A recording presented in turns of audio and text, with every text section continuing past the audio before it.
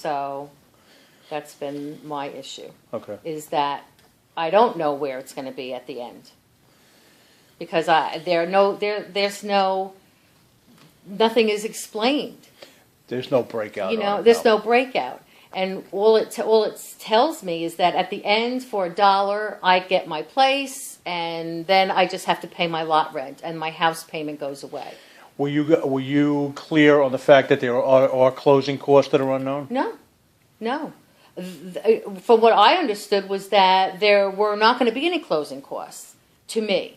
That it was just going to be that for the $1, after I paid, for my 7 years, that for the $1 I would get the title or the title to my house. So did Donna ever say that no, there are no closing costs, it's just $1 and you transfer it? I haven't spoken to Donna because Gary had started the process when I was still down in Florida, so Right. I wasn't privy to their conversations. Okay. But from what he translated to me, and from what I understood, was that there were going to be either none or minimal. And because it's not real property, that there would be no transfer tax or anything like that. Right. But that there would be minimal closing fees, but for the $1 exchange, then it would be mine. But like I said, I haven't had a lease from them in 2 years. I have not been able to get a lease from them. Despite you've written to them. I've written, I've called, I've certified mail, return receipt. I've called the office here in Riverhead, and I've spoken to Donna, who said, "Oh, I thought you had a copy of the lease. I have it right here." Of Michelle. Right. I thought you had, I have it right here. I thought you had it. I'll get it to you. I said, well, fax me a copy. I'd like to review it. I can't get it. I cannot get the lease. Haven't had one. That's disturbing. That's really, and it puts you in great jeopardy. It does without the signed document. Because without it, then I'm considered month to month. Right. And I read the manufactured home owners' rights, from New York State, and it says that they have to offer me, if you're an owner of a mobile home in a park, that they have to offer you a lease annually. They have to, but I don't own my home. If I own my home, they have to offer me an annual lease. But you see, I don't own the home. What you'll find though is that most people, unless they specifically ask for it, do not get signed leases. So, they always have the option of pulling out. Well, you're month to month. You say, well, I have, where's your lease? Right. Many people fall into that trap. Right. But what is your background? I mean, business-wise and. I've been in mortgage banking my whole life. Okay. I've been in banking my whole life, starting in retail banking, commercial banking now. I'm in the commercial credit department. But I did mortgage closings. So I was familiar with, a home, a deeded piece of property. I performed closings, real estate closings. Right. This was something totally different because it seemed so cut and dry. They advertise you pay this amount for 7 years. You have an annual increase on your lot rent of 3% on the lot rent only. Your house payment stays the same. At the end of 7 years, for $1 exchange, you own your home. Seemed pretty simple. I have the original advertisement that was in the newspaper. Right, I have a copy of that. So, I have the documentation, and then I was told, well, no, after Kingsley reviewed it, they were like, well, you received the wrong documents. You shouldn't have received this. What did they mean you received the wrong document? I don't know.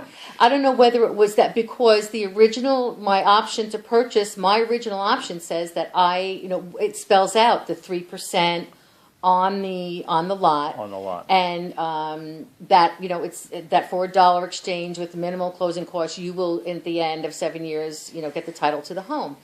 And I showed it to them. I said, well, you can't raise my rent 3.5% because this says 3%. And that's when I was told, well, you received the wrong documents. But that's what I received. That's fascinating. That's what I received. I didn't make them up. Right. You provided or someone provided them to me, whether it was Kingsley or if it was whoever. So then it became a back and forth with, well, after the end of our first year, we had the option to purchase, we had a lease for the first year. I've been here now for 3.5 years, and I have not had a lease since the first year. I've requested it. I've certified mail requested it. I have requested it verbally. I've spoken to Norm Sorensen. I've spoken to Michelle.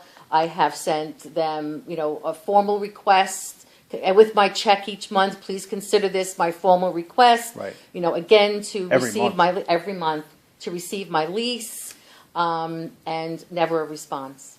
I cannot get it. And I don't understand what's so hard. I don't understand what's so gray about me getting my lease that everybody else has. You'd be surprised. Many people. I would venture to say that fewer people have a signed lease. They sign their lease and they send send it back. it in, but they don't get one back. They don't have the sign. They don't have the company's signature on it. They would not hesitate to go to court and say, no, you're month to month. Right. Oh, well, show me the signed lease, knowing full well. So, what does a person do? You're into this thing. You in good faith, and that's what I said to Norm. I said, in good faith, I will pay you the increase of 3.5%, we agreed to 3% on the total now, not just of the lot rent. Because I'm so tired. I said, okay, I'll give that if you give me a lease. He agreed now for 3% on the lease, and I have it in writing from him in an email that he said, because I was saying to them that I only was going to increase. I broke out for my May payment. I broke out what my payment was, lot and rent, and my housing payment. The 3% increase on the lot equals X. Now my payment is B. And he got back to me and said, I had an agreement with Gary that it was going to be 3% on the total. This is what we agreed to. And if you don't fulfill your end of it, then you're in breach of contract. And I'd hate to see you lose your option to purchase at the end. So I said, okay, I will do, I figured it was supposed to be 3.5 on the lot. I'll do 3% on it came out, the difference was $20. I said, you know what, for the $20, I'll pay the 3% on the total, and maybe now I'll get my lease. I still can't get a lease. Right. But the number that you send him now for your monthly payment is 3% of the total. And he agreed to what you calculated, and he said, "Yeah, this is correct." The lease. And I said, this is what I'm going to pay, $13.80.20, I think it is now. Okay. And I called the office and I said, "Is this, you tell me, what am I supposed to pay?" Because as you've seen, my rent receipts, it's like 1 month it's this, 1 month it's that. It would arbitrarily go up $50. Which it did in June, and I called them and said, no, I'm sorry, it was 4th of July. I never got my bill in the mail for my rent payment due for July. Right. So I sent in my $13.80.16 or whatever it was, and they called me and said that I was off by 16 cents. Oh my goodness. So actually, I was off by 4 cents because it was $13.80.20, and I sent $13.80.16. So, what could they please change my check to be 76 cents instead of 16, so they could not charge me a late payment for 4 cents?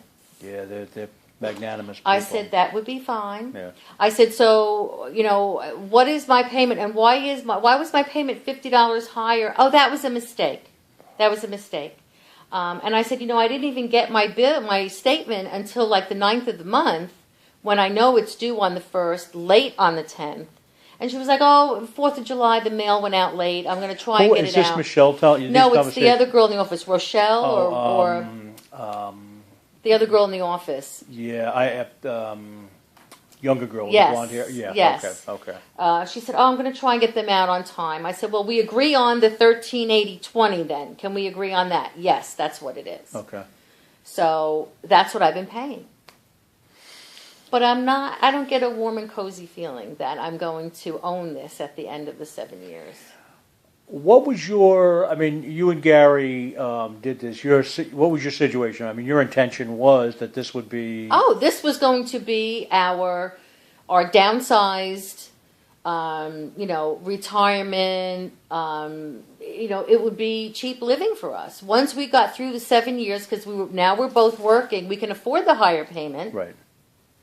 That once the 7 years was up, and our payment would go down by half, because my housing payment's like $759 and my lot was like $629. So after the 7 years and working, then my payment would go down to just the lot rent. And the intent was that as I got older, I would be reducing my expenses. I had something that I could have a little equity in. Yeah. And I could maintain the smaller piece of property. Right. So it was a win-win for us. It was a 7-year short term. We know we're going to work for 7 more years, the both of us, and that we would own it at the end. Right. And you would have your retirement house. And I would have my retirement home. It would be something that was, manageable for the both of us. So now, because of all of the missing documents and the confusion, you're not certain of that. No. You don't have any. I don't have a future here. I really don't think I do. And the only way I justify it now to myself is, where else would I go live? Well, that really is that's the situation for most people that get into manufactured housing. It's it's doable and workable if everything is kept within the anticipated increases. Right. You take it out of that margin, especially anybody in a fixed income situation. Right. Anybody in a fixed income situation is going to have, you calculate, all right, I can afford the cost of living increases. Right. Not the excessive amounts, right. the 3.5%, and it was supposed to be on the lot, and now it's on the total, and a lot of misrepresentation. And then you say, okay, well, it's only $20, but $20 a month over 7 years. Compounding, yeah. It's not just that $20. But I thought maybe with the give and take with him, if I kind of like agreed to that, then it would kind of like I told him, I said, in good faith, I will do this, because I'm hoping that you will, in turn, at least give me what I'm entitled to. What is all this? What's the impact of all this uncertainty on your housing situation, Ben? It's anxiety, to say the least. It's the uncertainty. Yeah. Knowing that as I get older, I may not have a place to live. I won't have anything that I can, even if something happens, say, if I owned it at the end of 7 years and I had to sell it, at least I would have that option that I could sell it. Right. I could recoup some of the money I put into it. And then if I had to go into go live with my daughter, or if I had to go into a smaller apartment, I'd have that option. Right now, I'm paying this money, and I'm not going to recoup any of that equity. So for me, I don't even like to think about it anymore. To me, I just feel like I am fighting a corporate giant that is going to win in the end, and I'm not going to have a home. And I think that's the uncertainty. A lot of people don't understand that. They enter into this agreement and they don't understand how tenuous it is, and how many hoops they have to jump through to make it through. Yeah. And also if I don't get, if it's by my own doing that I don't fulfill my end of the obligation, right. If it's from my own default, that's on me. If I'm in breach of my contract because I'm past due on my rent, or there's some obligation that I haven't fulfilled, that's on me. But for me now to be in good faith paying my housing and my lot rent each month, with the promise that the outcome is going to be that I own the home, I don't have any recourse right now because I don't have a lease from them.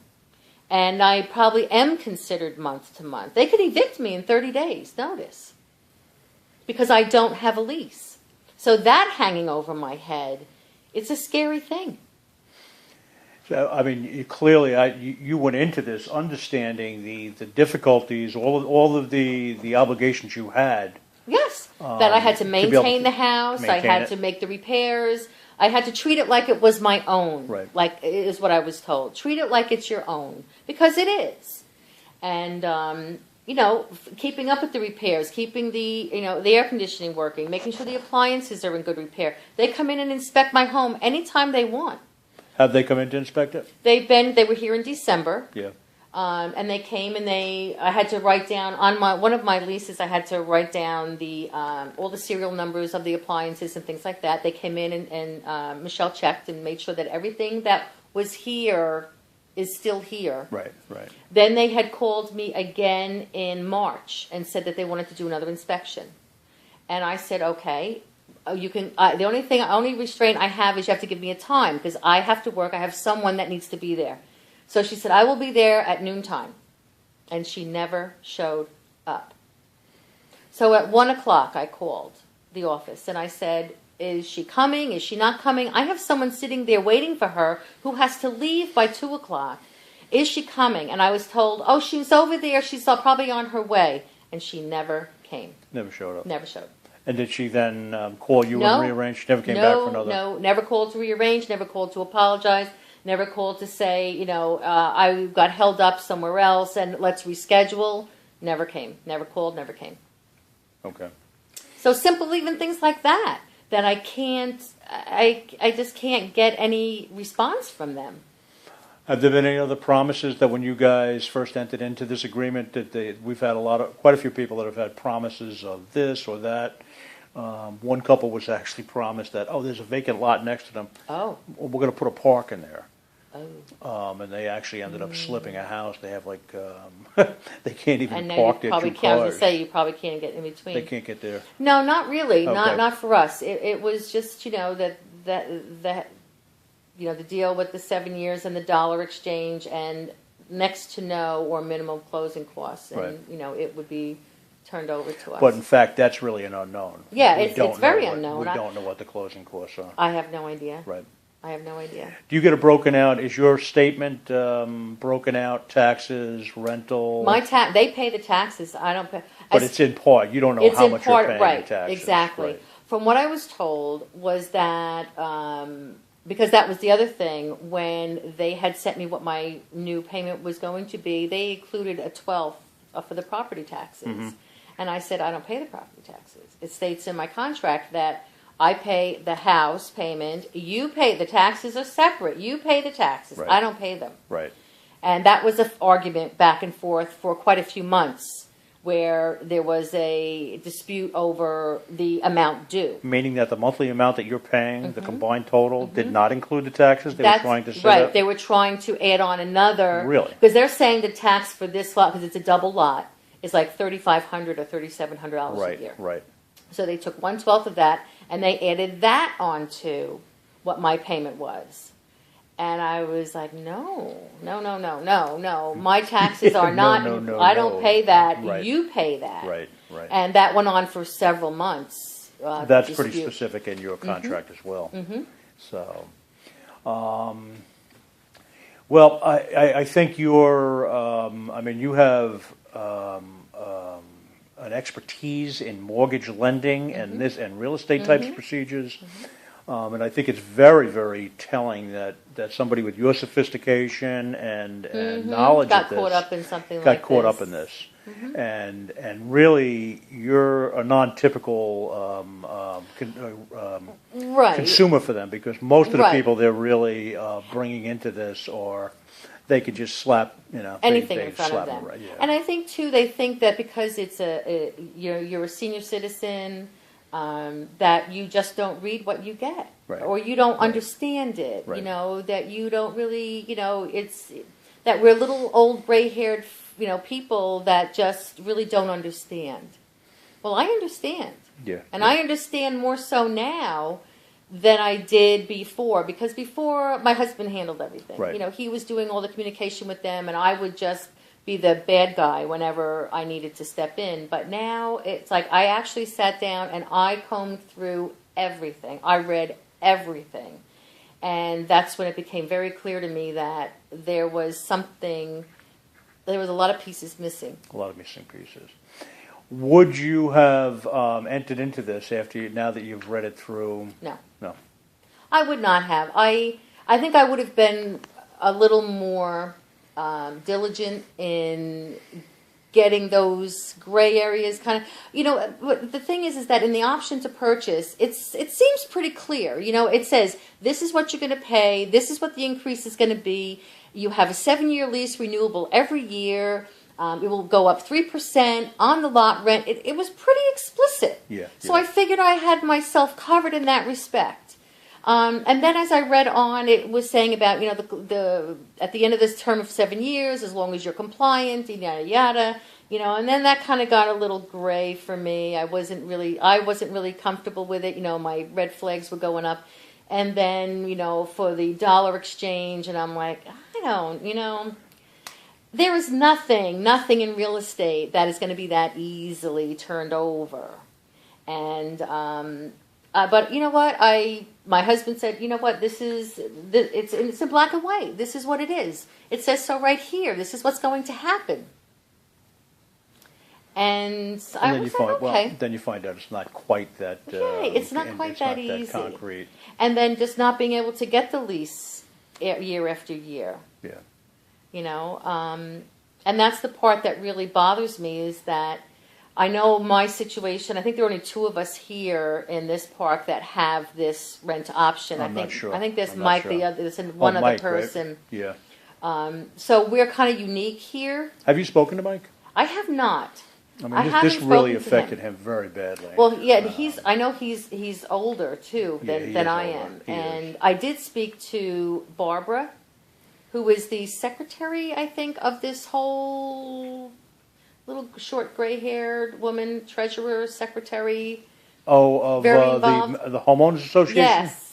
Oh, or of yes, because she stopped by the other day, and Aggie was talking to me, and Aggie introduced me to her, and she was like, "Why don't you come to the meetings?" Oh, is this the Civic Association? Yes. Okay. And she said to me, "Oh, you're in the rent to own," and we started talking about the problems that I've been having. Right. And she said, "I know," and that's when she brought up Mike. Is that Barbara or Sandy? I thought she said Barbara. She a round face? Mm-hmm. Kind of like whitish, really white, short hair like mine, but and white. she is was she the president of the Civic Association? I don't, I'm getting to be, I can't even remember. No, well, but she was saying to me about this gentleman about the problems he was having and how he is just so upset and he became very depressed. Yes, very depressed. Yes, yeah. And I told her, I said, I really have been trying. I said, but I have many sleepless nights. Let me tell you, I have many sleepless nights. Yeah. Just the not knowing of what's going to happen. So, I mean, you come across as a very strong, confident woman, but I don't think you really, housing insecurity is one of the Utmost. greatest threats to your health, and so if you're not sleeping. No, it's and I've been under doctor's care for it. Yeah, for the anxiety and just the depression, the anxiety, and the not sleeping and worrying, the constant. It's like a nag, you because the unknown. You don't know where you're going to live, right? There's no recovery at this stage. No, right? No. I'm going to ask you a personal question. You don't have to respond if you don't want, but I was curious, was your problem, was Gary and your problem, your marital issues related to? Absolutely. Was it? Absolutely. Yeah, it became such an argument between us. You guys were feuding about it. Yeah. It became, because with me, like I said, he had handled most of the transaction with them. Right. And I wasn't placing blame on him. I was expressing just my, the anxiety and the frustration of why can't we get anything from these people? And of course, he would be the person that, I would vent to because he was handling all of this. And it just became with him, well, then I can't get anything. You don't understand. I spend hours on the phone trying to get through to these people in Utah. I spend he would take He days did. off. He did. He would take days off and sit here at the desk on the phone trying to get through to talk to them, emailing them. Here's my cell phone number. I'm available anytime. Call me back. And it became such a wedge between the two of us. That's unfortunate. That he and I separated. So. Yeah, I was very sorry to hear that. You guys make a good couple, and It just became too much. and that's another aspect that I think that. See, to me, this company does these things to people, and I think they're probably aware of that. You can't be in this business for 50 years and not know Right. that treating people like this is not Right. really damaging and inflicting. I think this has been fantastic, and I know you had a long day, so. Yes. I just, want my voice heard.